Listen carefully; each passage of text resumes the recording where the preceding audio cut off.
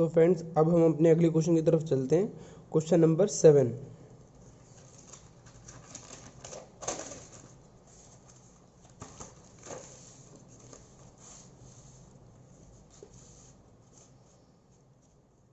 तो क्वेश्चन हमारा कह रहा है, I walk a certain distance and ride back taking a total time of 37 minutes. ये बोल रहा है कि मैं किसी सर्टेन डिस्टेंस तक जाता हूँ और वापस आता हूँ, और मतलब यानी कि वापस आता हूँ पर राइड बैक। यहाँ पे मैं किसी सर्टेन डिस्टेंस, मान लो ये कोई डिस्टेंस है, मैं यहाँ से यहाँ तक वॉक करता हूँ, पर वापस आते समय मैं किसी कार या बाइक पे राइड करके आता हूँ। तो ये बोल रहा है कि I walk a certain distance and ride back taking a total time of 37 minute. और ये काम करने में, मतलब यहाँ से यहाँ तक वॉक करने में और फिर यहाँ से यहाँ तक वापस राइड करके आने में मुझे टोटल टाइम लग रहा है W+R, दैट इज 37 मिनट। और क्वेश्चन अब आगे क्या कहता है, I could walk both ways in 55 minutes, how long would it take me to ride both the ways. और ये कह रहा है कि अगर मैं दोनों तरफ वॉक करके जाता हूँ तो मुझे टोटल 55 मिनट्स लगते हैं, then how long would it take me to ride both the ways. तो मुझे अगर दोनों तरफ मैं राइड करके जाता हूँ और वापस आता हूँ तो मुझे कितने मिनट लगेंगे।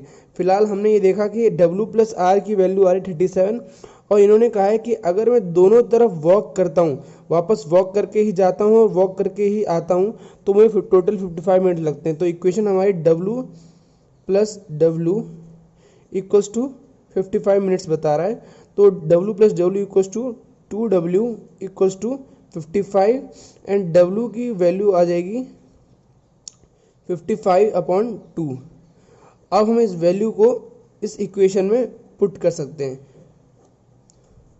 W+R equals to 37 minutes. W की वैल्यू हमें दे रखी है 55/2 plus R equals to 37 and R equals to 37 minus 55/2।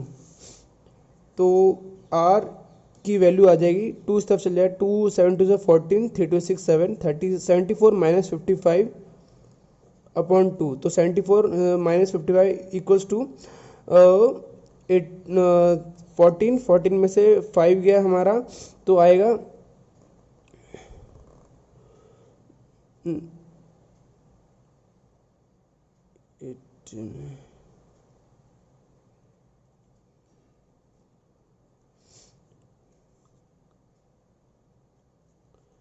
19/2।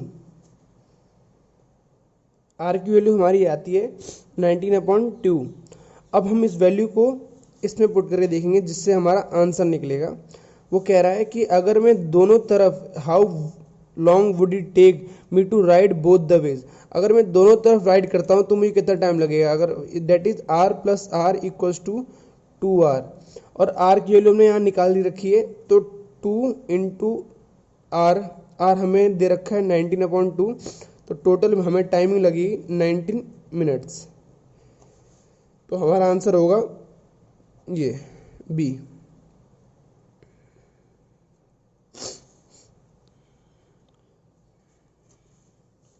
तो अब हम अपने अगले क्वेश्चन की तरफ आते हैं। तो हमारा अगला क्वेश्चन कह रहा है, question number 8, a spaceship travels at 1260 kilometre per hour, how many metres does it travels in 1/10 of a second. तो इसने हमें जो पूछा है कि 1 सेकेंड के 1/10 में वो कितना ट्रेवल कर लेगा, पर हमें जो क्वेश्चन में वैल्यू दे रखी है वो है 1260 किलोमीटर पर आवर। तो किलोमीटर पर आवर को हम मीटर पर सेकंड में कन्वर्ट करने के लिए मैंने आपको पिछली वीडियो में बताया था, हम 5/18 का इंटू करते हैं। तो वो करते हैं अभी।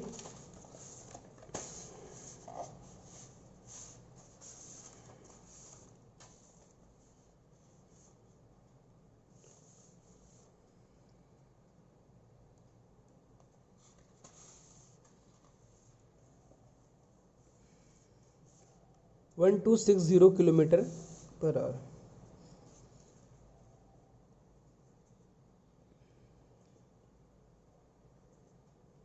इंटू 5/18। तो यहाँ पे अभी हम वैल्यू का सिंप्लीफाई करते हैं। 2 9 से 18, 2 6 से 12, 2 3 से 6, 2 0 0, 3 3 से 9, 3 2 से 6, 3 1 से 3, 3 0 0। तो हमें अभी 7 3 से 21, 7 0 3 से 0 0। तो टोटल वैल्यू निकल के आती है हमारी 70 इंटू 5। अब ये हमारी बता रहा है, ये पर सेकंड की वैल्यू बता रहा है कि हर सेकंड में कितना ट्रेवल करती है, दैट इज 35350 मीटर्स।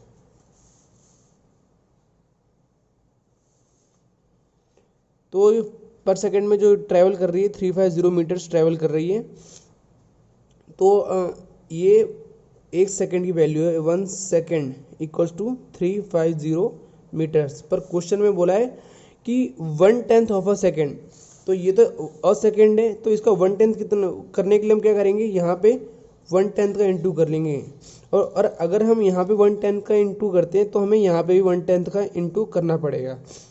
तो वैल्यू आएगी हमारी 1/10 of a second equals to 35 metres.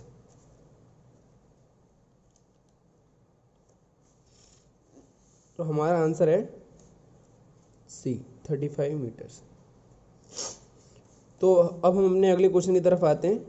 Question number 9। Question number 9 कह रहा है A and B start at a time to walk with 40 kilometre per hour and 50 kilometre per hour respectively.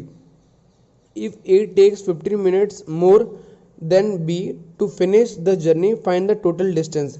अब ऐसे question को करने का एक अप्रोच होता है, वो भी मैं आपको बताता हूँ। क्वेश्चन नंबर हमारा 9।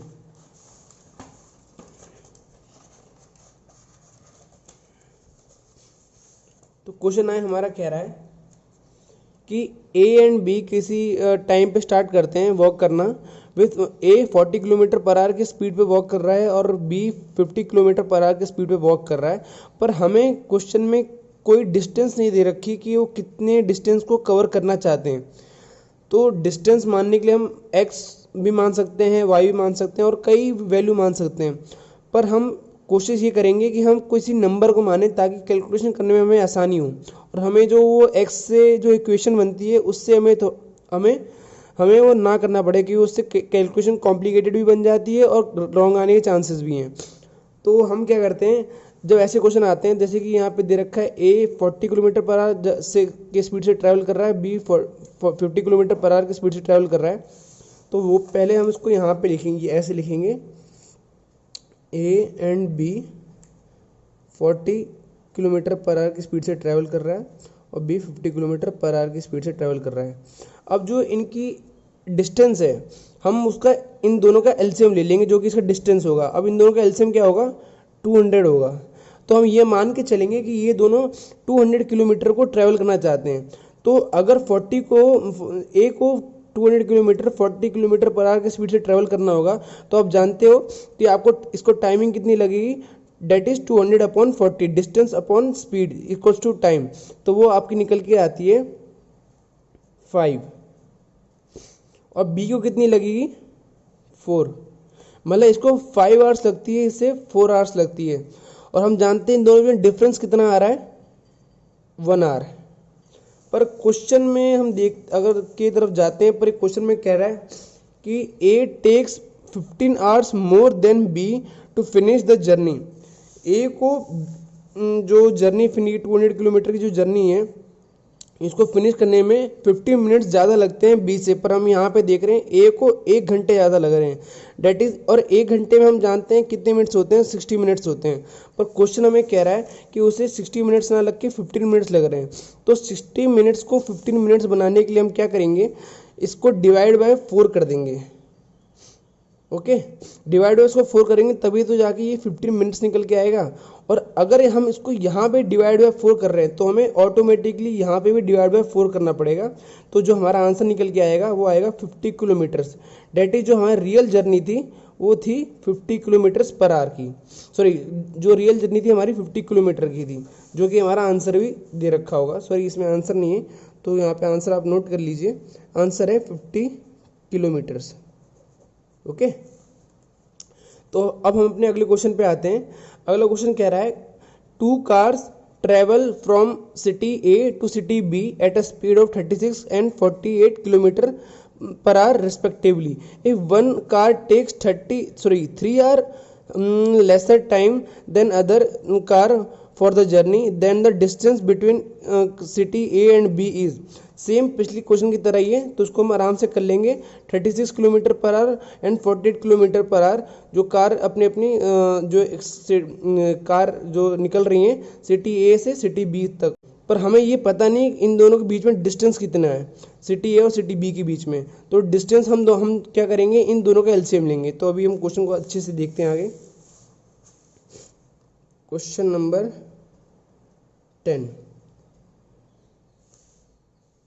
36 एंड 48।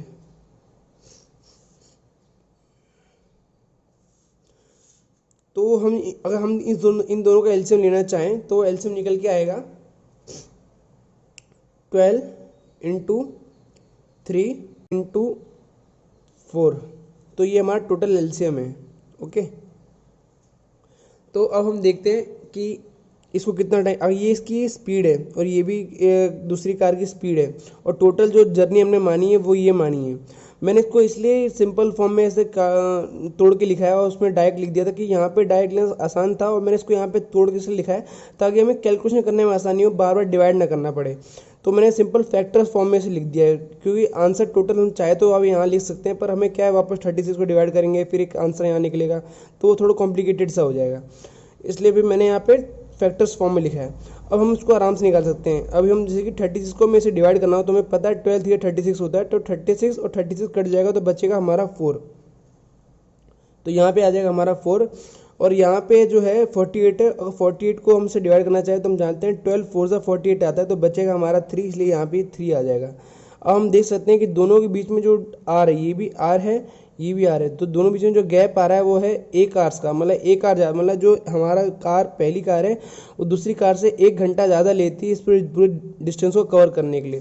तो क्वेश्चन मुताबिक देखते हैं, पर क्वेश्चन के मुताबिक one car takes 3 hour lesser than the other car for the journey, तो जो ये वाली कार है वो 1 घंटे कम लेती है पहले कार के मुकाबले, पर जो क्वेश्चन कह रहा है कि ये 1 घंटे कम ना लेकर 3 घंटे कम लेती है, तो इसे 3 घंटे कम करने के लिए हम क्या करेंगे, यहाँ पे इंटू 3 करेंगे। और अगर हम यहाँ पे इंटू 3 करेंगे तो मैंने आपको पिछले क्वेश्चन में बताया था, तो डिस्टेंस में भी हम उतना ही चेंज करते हैं, यहाँ पे हमें इंटू 3 करना होगा। तो हमारा जो आंसर निकल के आएगा टोटल वो आएगा 12 इंटू 3 इंटू 4 इंटू 3, तो ये हमारा टोटल आंसर निकल के आएगा। ये है हमारी टोटल जर्नी, जो कि आएगी 12 4 48, 3 3 9, 48 इंटू 9, 9 8 72, और 7 कैरी आएगा, 9 4 36 प्लस 40 36 प्लस 4 40, 4 5 6 7 43, तो total answer will be 4432 kilometres. So our answer will be B. तो अब हमारा नेक्स्ट क्वेश्चन है question number 11, a man walks 1 kilometre in B hours, the time taken to walk 200 metre is. अब यहाँ पे हमें दे रखा है कोई आदमी है वो 1 किलोमीटर चलता है, बी आवर्स में चलता है, और टाइम बताना है कि वो 200 मीटर को कितने टाइम में कवर करेगा। तो यहाँ से तो हम स्पीड निकाल सकते हैं कि किलोमीटर डिस्टेंस भी दे रखा है, हमें टाइम दे रखा है, तो D/T करके हम स्पीड निकाल सकते हैं, और उस स्पीड से हम D/S करके हम अपना टाइम निकाल सकते हैं। ओके, तो क्वेश्चन को आगे करते हैं।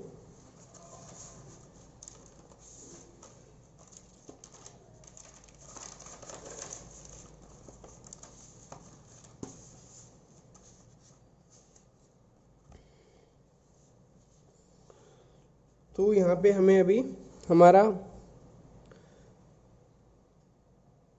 स्पीड निकालना है, डेट इज D/T।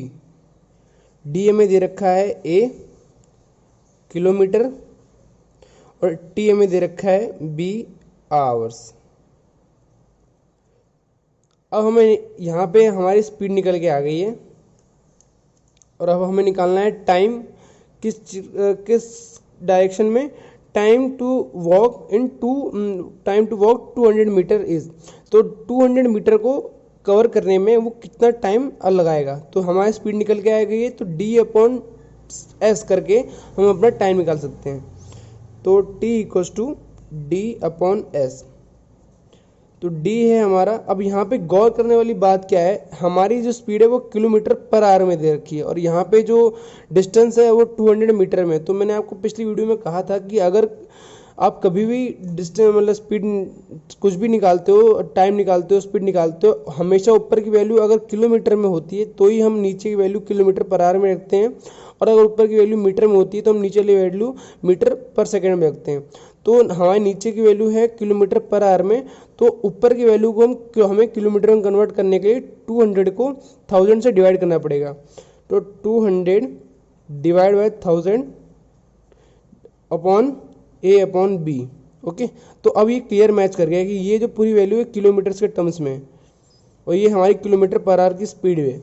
तो इसको अगर हम फर्दर कैलकुलेट करते हैं तो ये निकल के आता है 200 मतलब 200 5 1000, तो ये 1/5 निकल के आता है। और उसको फर्दर आगे कैलकुलेट करते हैं तो हमारा आंसर निकल के आएगा b/5 है। तो हम अभी अपने नेक्स्ट क्वेश्चन पे चलते हैं।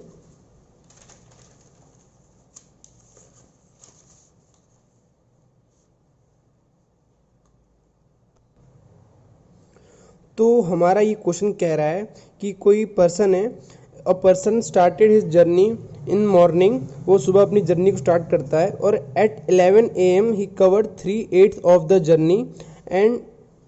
पहले तो हम यहाँ तक देखते हैं, वो कह रहा है कि किसी आदमी ने सुबह अपनी जर्नी को स्टार्ट किया था और 11 बजे तक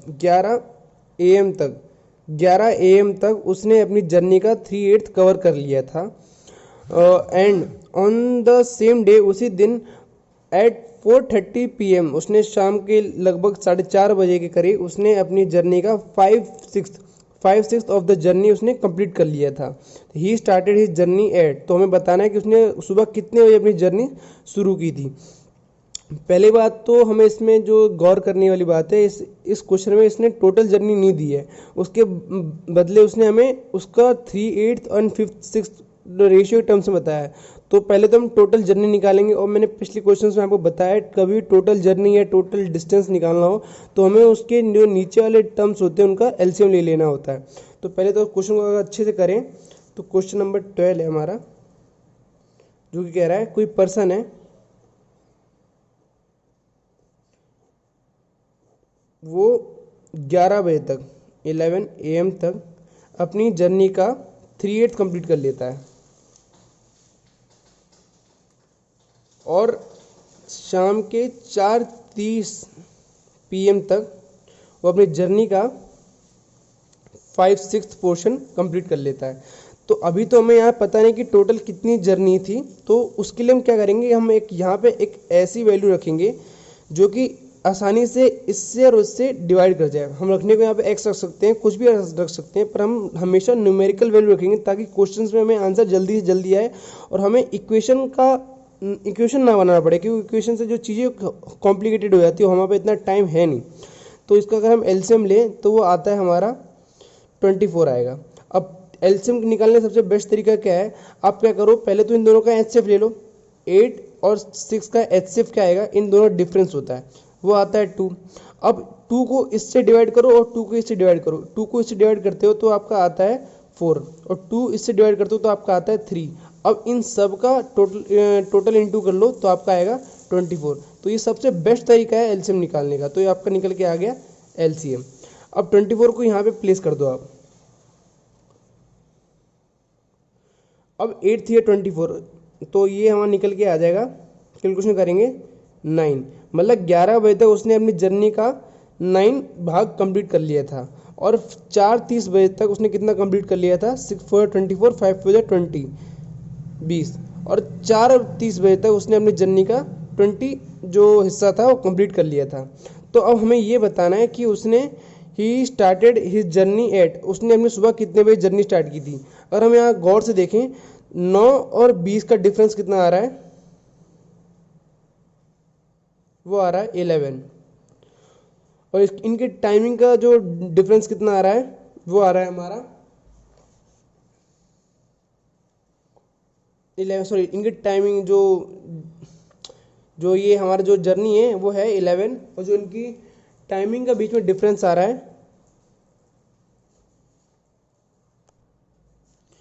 तो जो इनकी टाइमिंग के बीच में डिफरेंस आ रहा है वो आ रहा है 11 माइनस 430, वो आपका निकल के आएगा 530। और उसने इस टाइमिंग के बीच में इसने कितना डिस्टेंस कवर किया था, 11 डिस्टेंस कवर कर लिया था। तो इसको हम अगर आवर्स में कन्वर्ट करें तो 5 आवर 30 मिनट्स है, तो 30 को मिनट्स में आवर्स में कन्वर्ट करने के लिए हम क्या करेंगे, 5 प्लस 30 अपॉन 60 करेंगे, तो ये निकल के आएगा 1/2। उसका एलसीएम लेते हैं, सॉरी क्रॉस मल्टीप्लिकेशन करते हैं, तो 5 2 10 प्लस 1 11/2 आवर्स इक्वल्स टू 11। तो 1 घंटे में वो ट्रैवल करता है 11 से 11 कट जाएगा, 1 आवर इक्वल्स टू 2। 1 घंटे में वो 2 की जर्नी ख़त्म कर लेता है। अब हमें ये पता करना है कि उसने जो ये 9 की जर्नी उसने ख़त्म की थी, इसने कितने घंटे में ख़त्म की थी। तो हम यहाँ पे चाहेंगे कि यहाँ पे 9 हो जाए, तो उसको करने के लिए हम क्या करेंगे, यहाँ पे इसके अंदर इसके साथ 9/2 का इंटू कर लेंगे, तभी तो 2 से 2 कटेगा और 9 बचेगा। तो उसमें पता चलेगा कि 9 की जर्नी थी उसने कितने आवर्स से कवर की थी। और अगर हम यहाँ पे 9/2 का इंटू करते हैं तो हमें यहाँ पे भी 9/2 का इंटू करना पड़ेगा, तो वो निकल के आएगा 9/2 आवर्स इक्वल्स टू 9। अब आवर्स को 9/2 को 9 को 2 से डिवाइड करेंगे तो वो निकल के आता है 4.5 आवर्स इक्वल्स टू 9। और इसको अगर हम टाइमिंग के टर्म्स में देखें तो हम देख सकते हैं 4 घंटे और 30 मिनट 9, मतलब 4 घंटे 30 मिनट में उसने 9 की जर्नी ख़त्म कर दी थी। तो अगर हम इसमें 11 AM में 4 घंटे 30 मिनट को माइनस करके देखें तो हमें रियल टाइम पता चल जाएगा कि उसने सुबह चलना कितने बजे शुरू किया था। तो वो है 11:00 माइनस 430, दैट इज़ 10। और इसको अब ये नहीं सोचे कि अब मतलब यहाँ पे आएगा 10, इसको यहाँ पे ये नहीं लिखते, हमेशा इसको 60 में कन्वर्ट हो जाता है। अगर कोई भी वैल्यू यहाँ पे आती है तो 60 में कन्वर्ट हो जाती है। टाइमिंग में ये थोड़ी फ़र्क होता है। अगर यहाँ पे कोई एल कैरी आता है तो हमेशा 60 में कन्वर्ट हो जाता है। तो 60 डिवाइड बाई 30 करते हैं तो निकल के आएगा 30, और ये 10 माइनस 4 इक्वल्स टू 6। तो ये इसका मतलब उसने सुबह 6-6:30 बजे अपनी जर्नी शुरू की थी। और 6:30 हमारा यहाँ पे ऑप्शन नंबर है डी, तो ये हमारा आंसर है। तो आज के इतना काफ़ी है, और कल हम करेंगे टॉपिक वाइज क्वेश्चंस जो कि हमारे एयरफोर्स एग्ज़ाम में 100% आने की इनकी पूरी प्रोबेबिलिटी है। Thank you.